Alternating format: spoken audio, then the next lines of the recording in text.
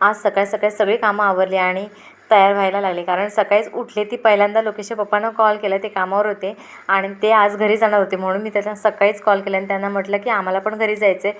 तर ते म्हणाले की तुझी सगळी कामं आवर आणि नंतर तुम्ही रेडी व्हा, तेव्हा रेडी झाल्यानंतर आपण घरी जाऊ आणि मी यायच्या अगोदर सगळं रेडी करून ठेवा. म्हणजे त्यामुळे मग मी सकाळी उठले, सगळी कामं आवरली आणि मग मी माझी रेडी व्हायला घेतले आणि आम्ही घरी जायला निघालो.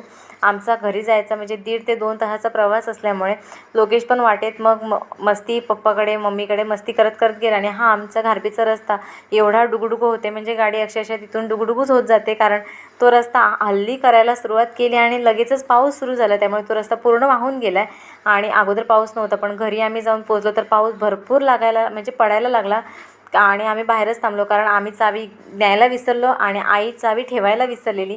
त्यामुळे आम्हाला घरी गेल्यानंतर बाहेरच थांबायला लागलं. इवन आईने शिरा पण करून ठेवलेला की आम्ही येणार आणि शिरा खाणार, पण ती आज कशी काय माहिती पण चावी विसरून घेऊनच गेली.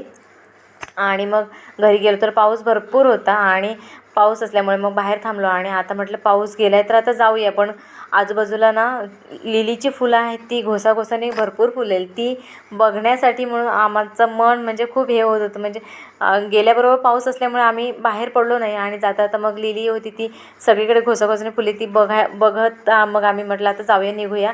पण लोकेश काही जमिनीला पाय लावेना, कारण त्याला माहिती होतं आत्ता पाऊस पडून गेला लगेच कांटे लागणार आहेत. त्यामुळे त्याने पप्पाला उचलून घ्यायला आलो आणि त्याने बिचाऱ्याने त्याला उचलून घेऊन मग गाडीपर्यंत घेऊन गेले.